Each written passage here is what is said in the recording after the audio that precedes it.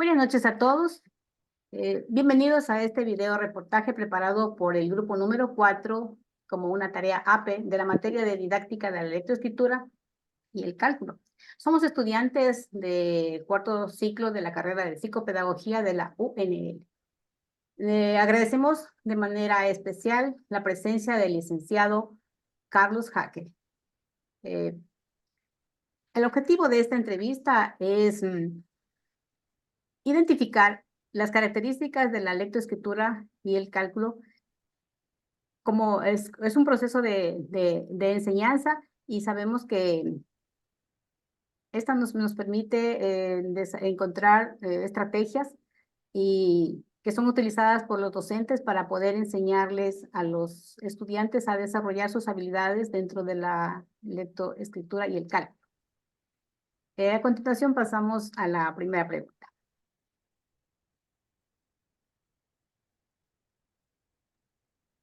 Buenas noches, licenciado Carlos Jaque.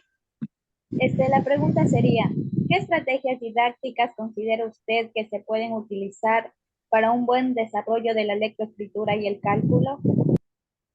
Bueno, primeramente, muy buenas noches a cada uno de ustedes para esta oportuna entrevista. Un saludo cordial a cada uno de ustedes. Bueno, nosotros debemos entender sobre todas las cosas que al hablar de estrategias, estamos hablando de todas las acciones que el docente planifica, organiza y va a ejecutar con los educandos.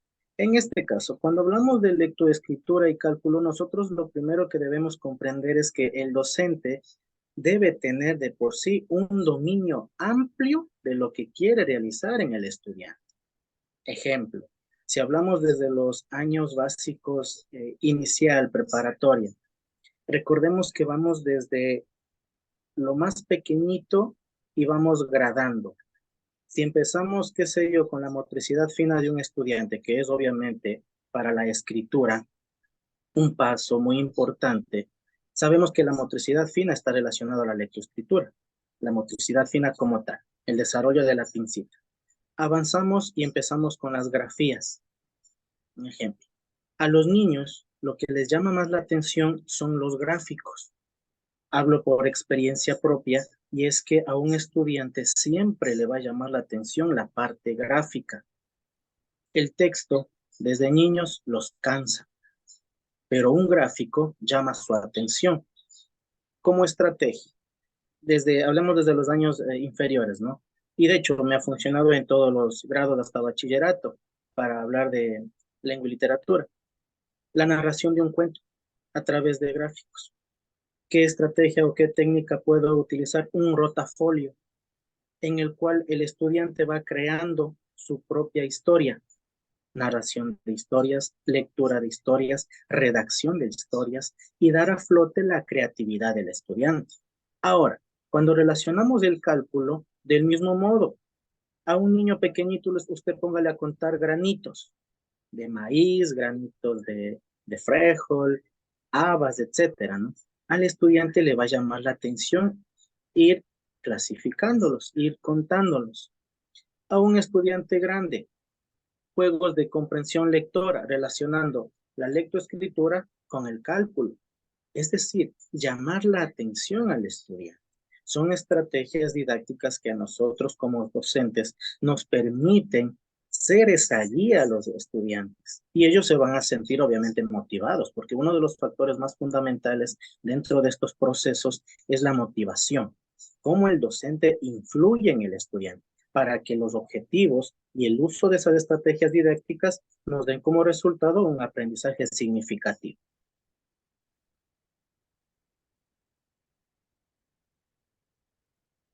La segunda pregunta. Muy bien. ¿Cuál es la importancia de la conexión entre la lectoescritura y el cálculo en el desarrollo académico de los estudiantes? Es muy fundamental. ¿Por qué? Estudiante que sabe leer y escribir va a dominar el cálculo. ¿Por qué razón? Recordemos nosotros que desde el origen de la escritura, entre regiones o entre localidades, se empezó a llamar la relación del trueque, es decir, los cambios. ahí inició el cálculo, pero una persona que no tenía conocimiento de la parte de la escritura o los códigos o las grafías, no podría hacer ese trueque en ese entonces. Entonces nosotros nos damos cuenta, vale la redundancia, que desde años y años y años atrás ha sido una conexión directa la parte de lectoescritura con el cálculo. Y es que nosotros para poder resolver cualquier operación matemática ligada al cálculo, debemos tener una comprensión lectora adecuada. Y eso a nosotros nos va a permitir concatenar esos dos elementos. Ahora, si enfocamos en la actualidad, lastimosamente, la tecnología ha limitado que los estudiantes puedan desarrollar estas dos capacidades. Estamos hablando de la parte de lengua y literatura como tal y la parte de matemáticas. El ocio que genera la tecnología limita a los estudiantes y promueve como tal otro tipo de cosas, otro tipo de actividades. Dejamos de lado la comprensión, el razonamiento y pasamos al facilismo, a lo que es tener las cosas resueltas ya en un dispositivo. Entonces, lo tradicional no se lo puede descartar, sino más bien se debe conservar para que eso sirva como base en el desarrollo de esta conexión entre la parte de lectoescritura y la parte de cálculo, que los estudiantes, bueno, un cierto grupo de estudiantes aún lo siguen manteniendo. Y es que siempre nos enfocamos en los maestros que decimos que viven en el tradicionalismo y hoy nos enfocamos en el conductismo o en el constructivismo, pero sabemos que de todo un poco nos sirve y esta conexión va a servir mucho al desarrollo, a las habilidades y destrezas de los estudiantes en la parte de lectoescritura y de cálculo. Siguiente pregunta, por favor. Buenas noches, estimado licenciado. La pregunta que yo tengo es la siguiente. ¿De qué manera considera que se puede adaptar la enseñanza de la lectoescritura para niños con diferentes estilos de aprendizaje en la educación infantil? Bueno, nosotros somos conscientes de que cada niño, cada estudiante, cada adolescente, cada adulto es un mundo distinto, es un mundo diferente. Y cada niño, hablando de la parte de educación infantil, tiene diferentes formas de receptar los aprendizajes. Y ahí es cuando hablamos de los diferentes tipos de aprendizaje. Muchos estudiantes a lo mejor aprenderán de la forma, nos enfocamos en las inteligencias múltiples. ¿De qué forma nosotros podemos desarrollar las diferentes inteligencias múltiples? La kinestésica, podemos hablar del mismo modo cuando de la inteligencia, en este caso lógico-matemática. Hay estudiantes que no les gustará la parte de lectura, pero son buenos para las tablas de multiplicar. Hay estudiantes que a lo mejor no les gustará las partes de las matemáticas, pero son excelentes para hablar, para expresarse, para escribir. Tienen una excelente caligrafía. Cada estudiante tiene su mundo y cada estudiante tiene la forma de un estilo de aprendizaje distinto. El docente, a criterio personal y lo que a mí me ha servido, es aplicar una planificación con un modelo DUA, un diseño universal para el aprendizaje, en donde esté enfocado el abarcar todos los tipos de aprendizaje de mis estudiantes. El conocer a un estudiante a través de los diferentes tipos de evaluación, que es una diagnóstica, una formativa, una sumativa, al docente le va a permitir identificar ciertos rasgos o ciertas formas en la cual el estudiante recepta el aprendizaje, recepta la información. Y solo a través de eso, en mi planificación, a través del DUA, yo voy a poder desarrollar en esos estudiantes procesos de lectoescritura y cálculo adecuados. Repito, no todos van a aprender al mismo ritmo, pero la idea es que todos vayan cogiéndole poquito a poquito el ritmo a lo que yo quiero enseñarles, al objetivo como tal, al objetivo de mi planificación sobre todas las cosas. Siguiente pregunta. Bien, estimado docente, la pregunta que yo le planteo es, ¿cómo se puede fomentar el interés por la lectoescritura y el cálculo desde primeras etapas de la educación infantil? La motivación es la parte fundamental. A criterio personal y recuerdo las enseñanzas que me hacían mis docentes en la universidad, y uno de ellos me mencionaba: un estudiante desmotivado, una persona desmotivada, ni en la escuela, ni en la universidad, ni en su trabajo va a rendir. Y si nos vamos a la realidad, eso influye muchísimo. Nosotros como docentes nos enfocamos en sobre todo la parte socioemocional, la parte afectiva de un estudiante. Las dinámicas que uno utilice en las clases serán el 100% de verídicas para un buen proceso en el ERCA, que hablamos del ciclo de aprendizaje. Si yo quiero que un estudiante recepte, capte la idea, mi conocimiento o la influencia que estoy generando en él, tengo que motivarlo. Y la motivación va ligada al juego. Pero ojo, el juego con bases. Un juego que tenga significado para el aprendizaje. Si quiero hablar sobre la lectoescritura, listo, vamos a jugar con las tarjetitas a los más pequeñitos. Y funciona. A los demás pequeños de edad, vamos a hacer con gráficos, ¿ya? Y vamos a armar oraciones cortas. Y ellos ven gráficos, wow, les llama la atención, qué chévere. Ahora, en los grandes no va a funcionar eso, pero digo, a ver, en los grandes quiero aplicar la lectoescritura, vamos a jugar, ya sé, párame la mano. Y vamos a un aprendizaje colaborativo. Formen grupos, les doy la letra y jugamos párame la mano. Estoy desarrollando, ¿qué? El interés, una estrategia didáctica, estoy haciendo un trabajo colaborativo y participativo, y que eso me ha funcionado hasta con estudiantes de bachillerato. Y los estudiantes no quieren que se termine la hora. Profe, no, todavía falta, nos falta. Yo solo ahí me doy cuenta e identifico que a través de la motivación, el juego, la didáctica, son elementos que me van a permitir desde los años más pequeñitos hasta los más grandes, que incluso a un adulto le va a permitir alcanzar los objetivos de los aprendizajes requeridos o que al menos el docente se ha planteado. Siguiente. Es perfecto, le agradezco por su respuesta. Una inquietud que tengo es, disculpe, para lograr una mejor fomentación con estudiantes más pequeños, se podría decir, usted a veces son demasiado distraídos y cosas por el ejemplo. ¿Usted cree que es necesario realizar la integración del núcleo familiar del estudiante para poder realizar una mejor fomentación de esta lectoescritura? Ese es el factor más fundamental. Recordemos que cuando hablamos de educación hablamos de una trilogía, en donde está enfocado en lo que es padre de familia, docente y estudiante, y en sí el entorno que engloba esa trilogía. Si uno de esos tres elementos llegase a faltar, lastimosamente los procesos de aprendizaje son nulos. Si hablamos de la parte de lectoescritura, muchas de las ocasiones los estudiantes no tienen esa guía o esa influencia de los padres de familia para que dominen o para que refuercen. Y es un factor muy importante. Ahora, debemos, como les dije hace un momento, la realidad estudiantil. No todos viven con el papá y la mamá. Algunos viven con los abuelitos y los abuelitos a duras penas leen o podrán hacer su firma, ¿sí? Entonces es un factor muy fundamental, al menos en la parte psicopedagógica, que los psicopedagogos se encargan a través de una evaluación, ¿sí?, socioemocional, identificar este tipo de conflictos, este tipo de inconvenientes. Nosotros como docentes lo hacemos, pero ustedes saben perfectamente que el trabajo en equipo ayuda muchísimo.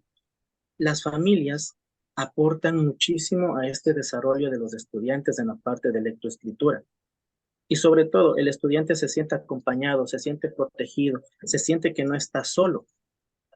Le controlan en la casita y le controlan en la institución o en su escuelita. Y son dos elementos muy fundamentales. Le agradezco su respuesta. Siguiente pregunta.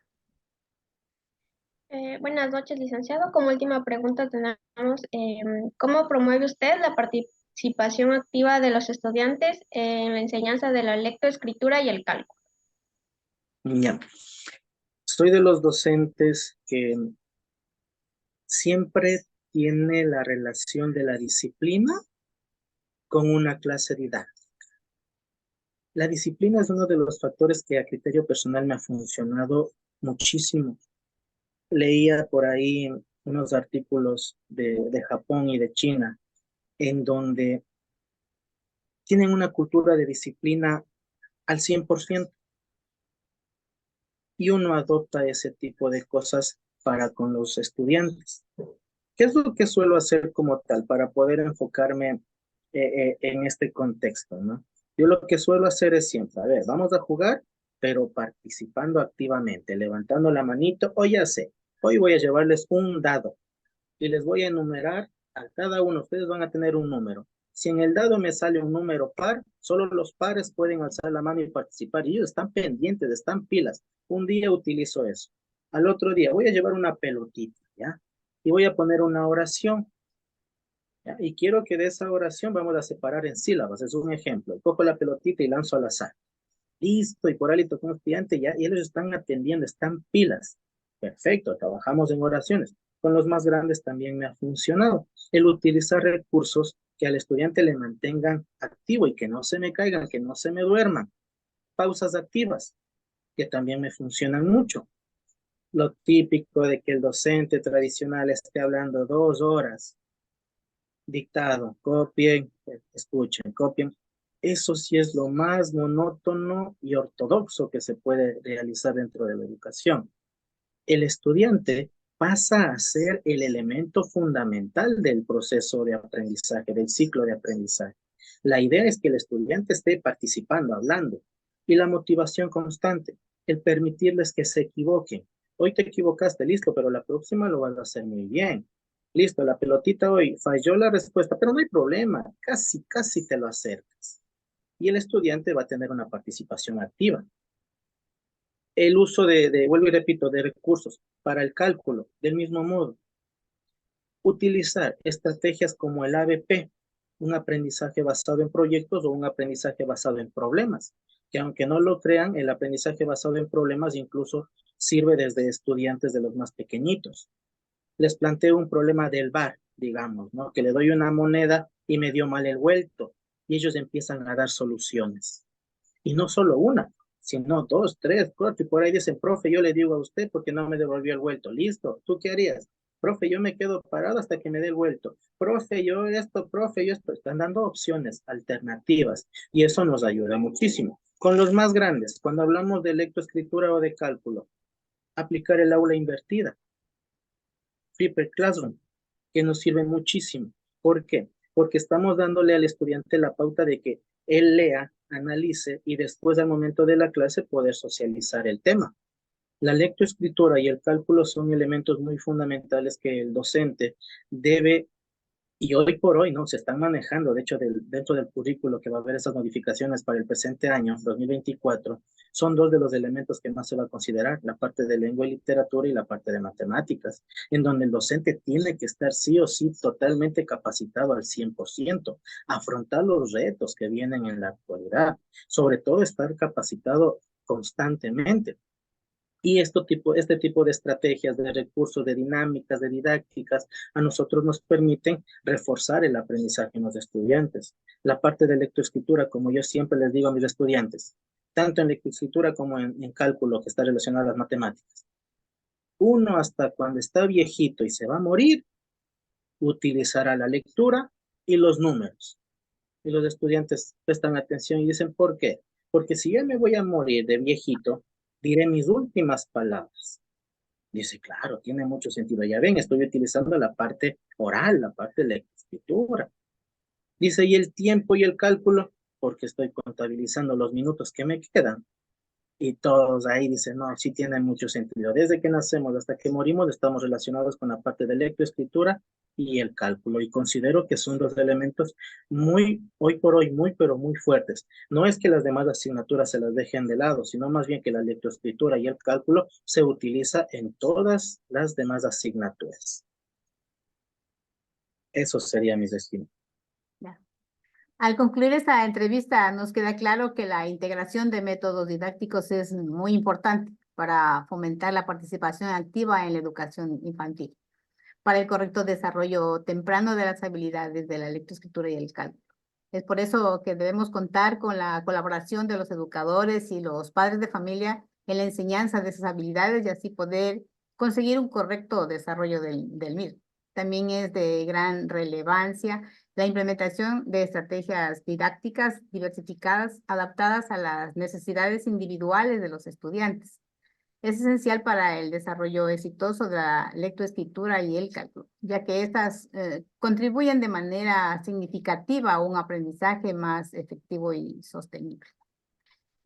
Agradezco al licenciado Jaque su amable participación y en el desarrollo de nuestra tarea. Le quedamos muy agradecidos, perdón. Gracias a Un todos gusto. y buenas Un noches. gusto para mí. Buenas noches, cuídense mucho y éxitos en su carrera. Gracias. Gracias. Pues,